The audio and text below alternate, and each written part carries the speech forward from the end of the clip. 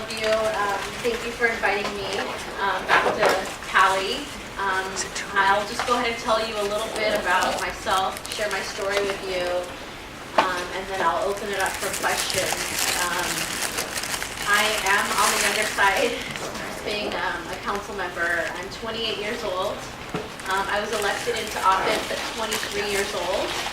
I was one of the youngest council members running for office, and then elected back in 2008. I was also the first Latina council member to be elected to the East Palo Alto City Council, the first Latina vice mayor to serve, and most recently the first Latina mayor to serve on the East Palo Alto City Council. So I graduated from Cali in 2002. I grew up in East Palo Alto. I was part of the voluntary transfer program, so I was, I made the choice to go to school here in Palo Alto, but lived in East Palo Alto. I went to DuPont, Jordan, graduated from here, and went off to Whittier College, a smaller private school in the Los Angeles area, where I majored in sociology and Spanish. A lot of people ask, were you student body president in high school or middle school? Did you major in political science? I did not major in political science, and I did not run for office in high school.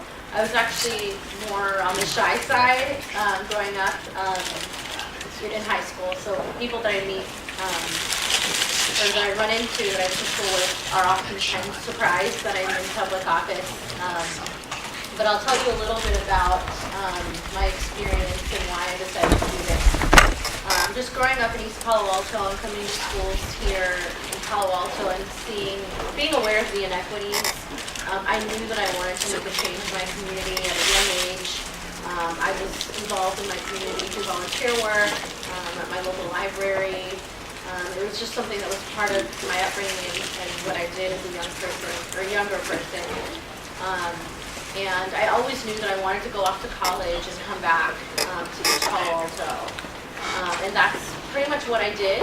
I went to college, came back, worked for a couple local nonprofits like the local YMCA.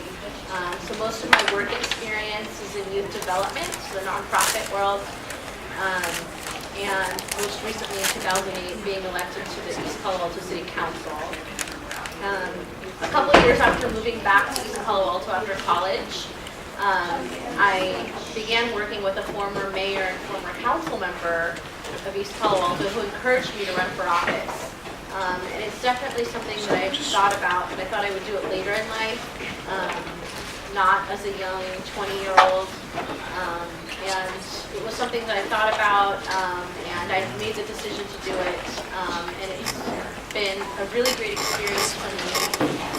It's opened a lot of doors, and it's definitely something that I enjoy doing. I was just re-elected in November, so I'm now serving my second four-year term on the East Palo Alto City Council. The mayor and vice mayor position are positions that are rotated, so every year in January the 5-member city council votes in a new mayor and new vice mayor. So I'll probably have the chance to serve as vice mayor or mayor again in the next 4 years. We'll see. But yeah, I went through school here in Palo Alto just like you. I have a younger brother and sister who also went through Palo Alto schools, and my parents still live in Palo Alto. But yeah, I mean, when I was here at Cali, I was involved with clubs on campus, volunteer clubs mostly. But yeah, I guess I'll open it up for questions. I'm sure you guys have questions for me about what I do. Actually, I left up the other part of my life, which is my full-time job. The city council position is a part-time job, so we receive a stipend every month of about $400. So it's not a lot of pay. East Palo Alto is about 2.5 miles in size. It's not very big. And we're about a 30,000 population. We're, surrounded by the water, the bay, the Gilbert Bridge, Menlo Park, and Palo Alto. So we're a pretty small community, predominantly Latino, African American, and Pacific Islander. But my full-time job is working for Aspire Public Schools, which is a public charter school system, and I'm on a middle school and high school campus. We have about 320 students, 7th grade through 12th grade, students who all live in East Palo Alto. And I manage after-school programming, so it could be anything from academic support to athletics. And I also manage the Family College Resource Center, which is sort of like a college center where parents come and learn about the college process. The school that I work at is a college prep school. A lot of students there are first-generation college students, so a lot of my work is with working with parents, mostly Spanish-speaking parents. So that's my full-time job. Obviously, I can't survive serving on the city council with a $400 stipend. Just that alone, so I work full-time for Aspire Public Schools. But yeah, I'll go ahead and open it up to questions if any of you would like to ask. Oh, I'm sorry. What is a like a daily or what does a day look like for you normally? Like what do you kind of do in it? So like today, this morning, I had a meeting with our city manager for about an hour. So the city council pretty much can hire or fire the city manager or the city attorney. Those are our two employees we work with mostly at the city level. So I meet with her regularly. This morning we met just to catch up on a few things that are happening. Tonight I have a city council meeting, so today's going to be a really long day for me. I started with a 9:30 a.m. meeting at City Hall. I'll be here. Most of my responsibilities at my day job don't happen until the afternoon because it's after school programming. And most of the facilitating I do with parents is after 6 o'clock. So I'm not at work every day after 6. Most of it is workshops that are pre-scheduled, so I know what days of the month I'll be staying later because I do a lot of workshops. But like today will be a long day because I have a council meeting that starts at 6 and that could go until 11 or midnight. So it's kind of nice that I get to start my day off here with you guys and kind of continue on with that. But every day is completely different. I get phone calls and emails and requests to meet with residents to just talk about ideas or hear concerns. So meeting people at Starbucks, talking over the phone. Serving as a council member, the job responsibility is a little less than when I was the mayor. I just came out of serving as the mayor, so I am in a really good place right now because I sort of have my life back. Like I'm going to go on vacation this Friday for a couple of weeks, which is really nice. I don't feel guilty leaving California because I'm not the mayor, so I'm not the spokesperson for the city, someone else is. So it feels good to be able to go and do that. But it's a lot of pressure, a lot of responsibility. Yeah, so every day is just completely different. But I get asked to speak at a lot of different events, especially school type of events. Keynote speaking, a lot of different types of activities. But yeah, I mean, it can vary. Yeah. As far as the city council job, it doesn't take up too many hours throughout the month. There are meetings, but it's definitely manageable. But I would say when you're the mayor, it consumes more of your time. Yeah. Yes. What kind of changes or improvements do you feel like you made or you were able to make or tried to make in East Palo Alto when you were the mayor? When I was the mayor,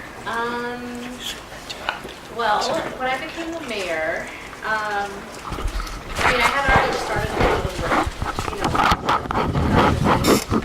but just to give you an idea, opening a new city park, we were one of like the only cities in the area that have a city park. Really wanted to contribute that to the city and the residents that live there, a lot of the young people that live there.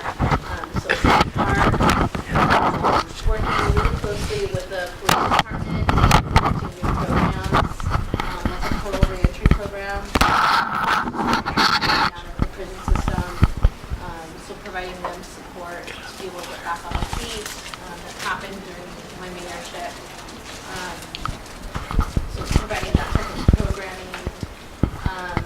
A lot of health initiatives. We also started another program called Fit Zones, where we're the only city that has shot spotters. So we have shot spotters that are placed throughout the city that basically keep record of like where you hear gunshots. So we have a lot of celebratory gunshots, and then we have a lot of not good gunshots due to violent activities. And we're the only city to have shot spotters like covering our whole city. And our police officers are able to respond faster because they know exactly where to go. It doesn't lead you to the exact house, it leads you to the area. But based on the shot spotters and where our city has the most gunshots, we started a program called Fit Zones, where police officers go out once a week and open up a park and make people feel safe by bringing out bikes and helmets and equipment, and are there interacting with youth and families. And the idea is to start building those relationships and allowing people to come out and enjoy the parks.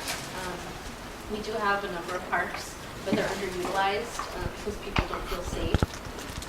So for us, it's sort of a win-win because people are building relationships with police officers, which is a great thing, but people are feeling more comfortable. And the idea is for people to, 6 months from now, come out and start using the parks on their own without the presence of the police department. So you're sort of taking back the park.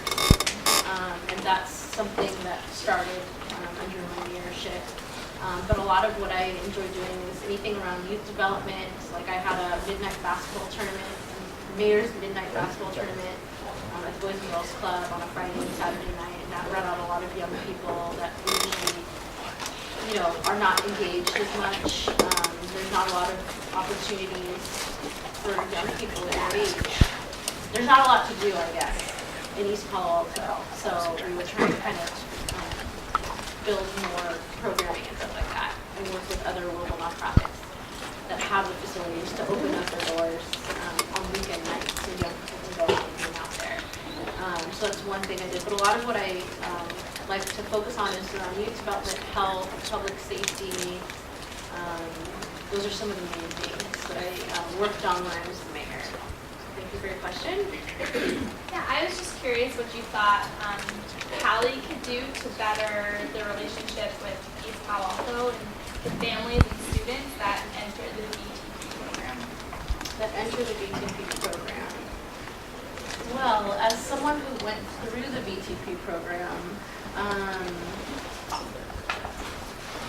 that's a good question. I owe a lot of my support as far as when I became a high school student and getting to college. A lot of my support came from Foundation for a College Education, which is a local nonprofit based out of East Palo Alto that serves high school students, and we begin to start serving middle school students pretty soon.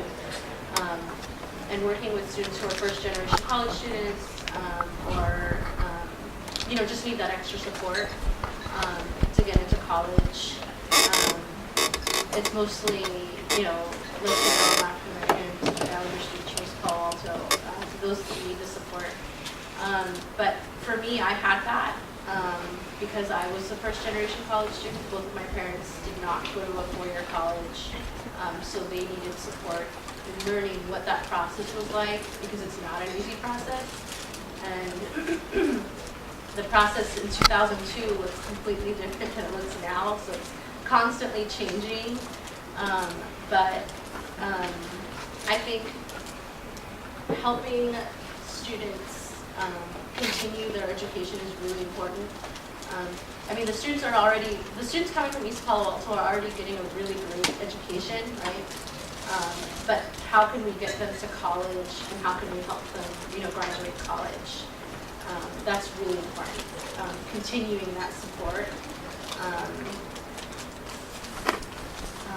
And that's sort of sharing a little bit of my experience, but I feel like if we could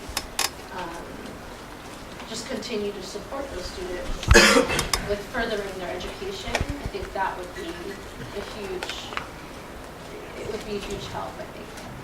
Yeah. So just staying connected with those individuals. Yeah.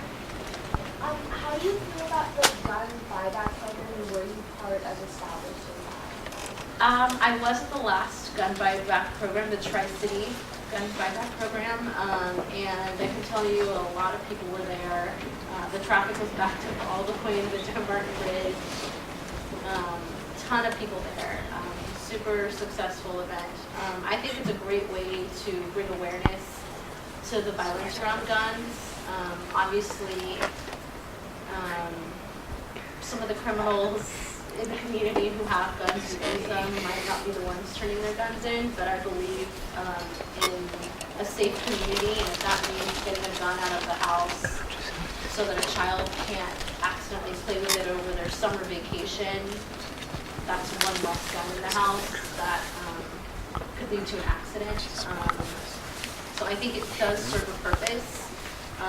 And the last one that we had was pretty nice collaboration with our two neighboring cities, and I would like to see more of those as we develop. So I'm a supporter of the gun buyback program.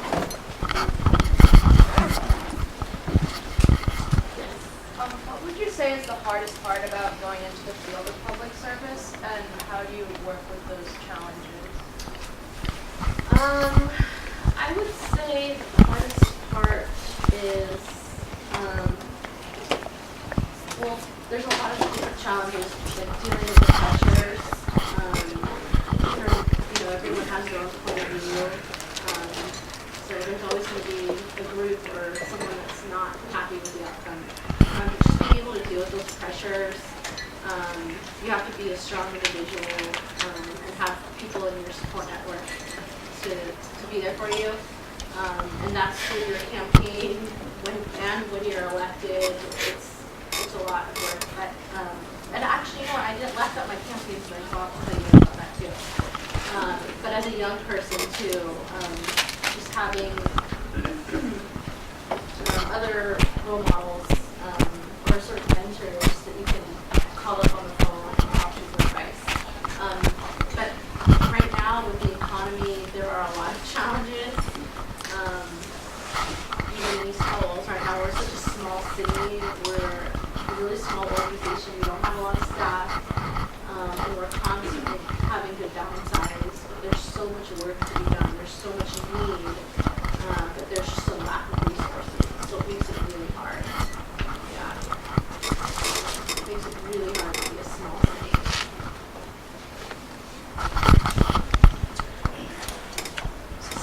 I'll share a little bit about my campaign story. So in 2008, when I decided to run for office at 23 years old, I was the youngest candidate running out of 9.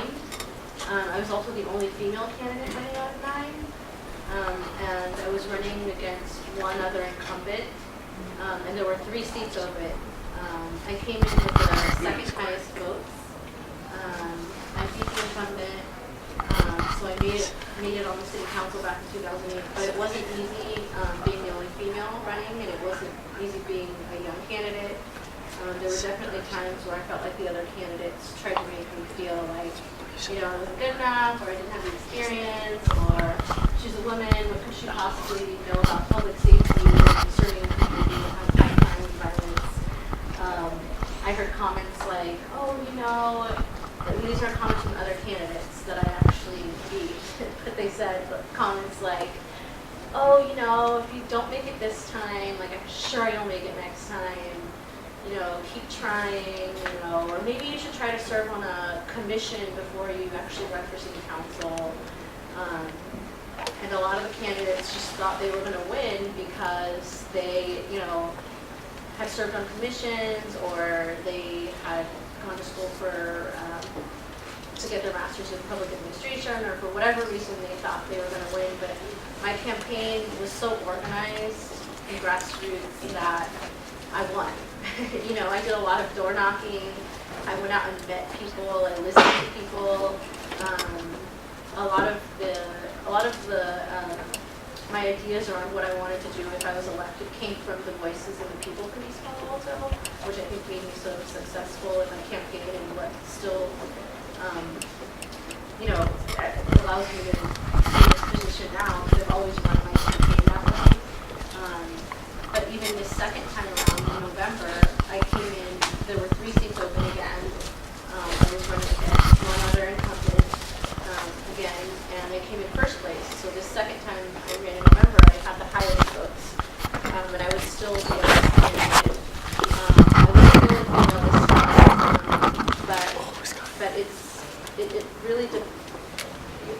is not easy, but if you're honest and you work really hard and you're doing it for the right reasons, you can only expect a really good outcome. So if you're thinking about something like this in the future, think about why it is that you're wanting to do it. What is it that you're passionate about? So I would just kind of start thinking about those things. Hi, Pam. I don't know if you're the story came, but you were 23, and I know 23-year-olds, the first thing in your mind was having a political life. What was it? Why did you want to be on the city council before? Yeah, so a couple years after I graduated from college, I moved back to East Palo Alto like I had planned. And I had met the former mayor and council member who actually encouraged me to run. They asked me, they said, there are 3 seats opening up and we really think that you'd be a good candidate. You're younger, you represent the next generation, and we think that you would be a really good candidate and we'll support you. And they just asked me, and I never thought that I would be asked that at age 22. Well, I was 22 because I turned 23 in October, right before my election. But I remember I only had a couple days to actually decide because the filing deadline was coming up. And so I had to, I talked to my parents about it, and they were like, are you sure this is something you really want to do? And my college friends, because I had just graduated a couple of years before that, of course, said, do it, you'll win, you'll be great at it, go for it, just do it. So I decided to do it. I really just sort of took that risk and thought, I don't know what I'm getting myself into, but I'm going to do it. And then once I started campaigning, I really got into it and thought, you know what, this is really interesting. And it was, again, it was always an idea that I had in my mind, growing up in East Palo Alto, volunteering at the local library, which is just across the hall from the city council chambers, and seeing, the city council chambers and knowing and wondering, what's going on in there. It was always a thought in my mind, but I never ever thought that I would do it at 23. You think, oh, that's something you do when you're retired, but never at 23. And it just took someone to ask me to run, and that's when I really thought about it and thought, well, why not? Why not try this? I was already working in the community. At the time, I was working at the local YMCA, and was already involved and knew a lot of people. I knew the issues. My mother also grew up in East Palo Alto. She was born and raised there. And she came from a family of 10 siblings. So I have a lot of family in the area. So I had a lot of support. It's definitely a decision that I never regret. It's something that I really enjoy doing. So yeah, it wasn't something that I planned to do right after college. I knew that I was going to come back and sort of serve my community in a different way, work at a local nonprofit or something like that, but never did I think, I'm going to run for election in 2008. Never, yeah. Yes. When you graduated college, what did you think? When I graduated college, I just knew that I was going to move home back to the Bay Area, and I wanted to work in East Palo Alto. I didn't know if I wanted to be a teacher, go back to school and be a teacher, or work at a local nonprofit. But I knew that I wanted to work with youth. High school, even through college, I had worked at a local preschool. I did a lot of volunteer work with Girls Club in college. So everything I did,